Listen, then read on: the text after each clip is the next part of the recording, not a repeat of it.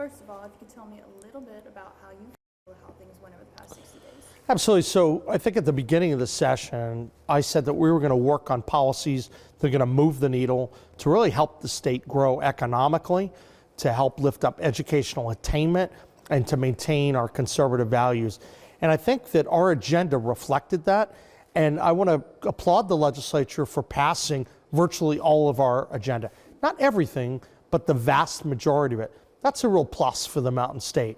A couple examples. One, we now have a program with respect to licensing that people that have had a license in another state, they may be living here, we can put them to work right away. Also allows us to attract more people to West Virginia, especially in the areas that need a lot of new workers, in the area of contractors. We get a lot of complaints about that. Nurses, some of the professional shortages. Now we can get people to work immediately. That's big. We have the biggest economic development project we've seen in a long time. That pertains to these data centers and microgrid, and this is going to lead to great things. First, there's a mechanism in place to eventually wipe out the state income tax. We need to be doing that to grow economically, to win that backyard brawl against all the states that we touch, and to be able to compete more effectively with our neighbors. Interestingly, that data center bill, that's going to allow us to dramatically increase the level of investment into West Virginia. Big, big plus. Then we have the ease of being able to get a permit. That's really good when businesses come, one-stop shopping. We're trying to break down all the bureaucracy that's held our state back in the past. That bill helps do it. And also eliminating departments and driving efficiencies within each of the agencies. That we've been able to do a lot of that as well. All that's very, very good. Meanwhile, we did it while maintaining our common sense values, such as the Riley-Gaines Act. And that's important because we don't want men playing sports with women, and we certainly want to respect the differences between men and women. So our agenda was able to go through largely intact, and then we're going to come back, we're going to do more. It's step by step. This is just the beginning.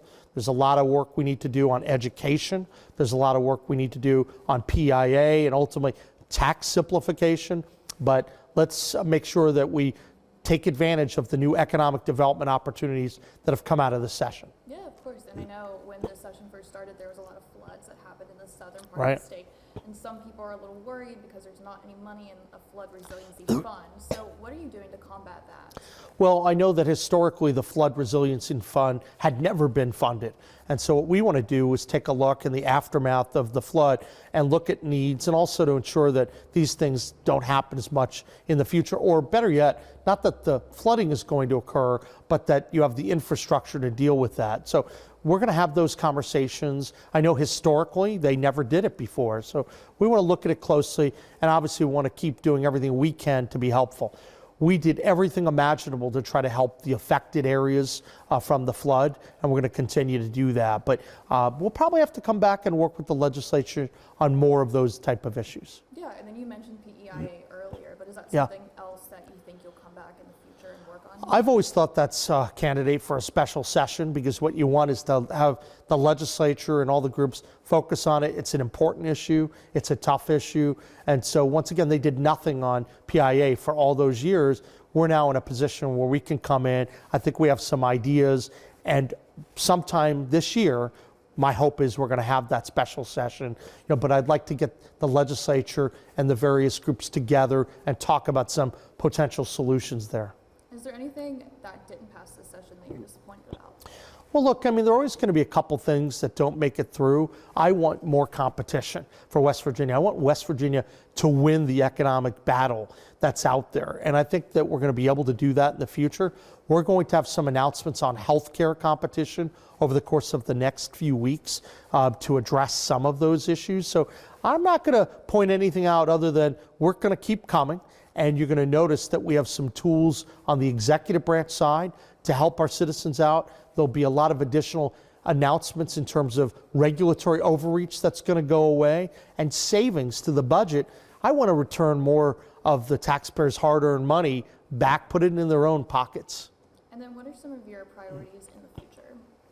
Well, I think a lot of right now what we'll be looking at of different ways that we can improve the educational environment for our kids. That's why we've talked about doing special session in school aid formula and looking at how schools and teachers are funded and moving more toward a meritocracy. I think it's important that we have the best possible teachers. We have a lot of very good teachers, but we need to pay people more linked to meritocracy because we want better outcomes for our kids. I think that's critically important.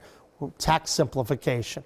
I want to put more money back in people's pockets and also simplify the very complicated tax code that hasn't been amended in a very long time, and then many other issues that matter for our state. So I think this is, for our agenda, a lot of very positive things, and we're going to keep going. Our work is not done yet, but I want to make sure we're continuing to help West Virginia reach her potential. Yeah, absolutely. And then just real quick, there's been some complaints about drinking water and how the water is not clean. Is that something you're also looking into? Yeah, we absolutely need to do that. I know that right in the past, there was all this huge bolus of money that came in from the feds. You know, as we know, there were a lot of promises made that weren't kept. We watched that. We actually, in the past, they promised so much for a lot of people, and we're looking, and quite frankly, they spent virtually all the money from the surplus, right? Yet a lot of the money didn't go to the best possible purposes. You know, we're going to have to look at that and make important decisions. I want to make sure that we always have clean air and clean water, but we're going to have to really work with the legislature on those issues to make sure that that's in place. You need basic infrastructure on water and roads and other things. And I'd like to actually have separate conversations with the legislature about that, not just in the middle of the night, stuff something in the back of the budget and, you know, expect it to be done. We need to have an ability to sit down and have a good conversation that puts the people's priorities first.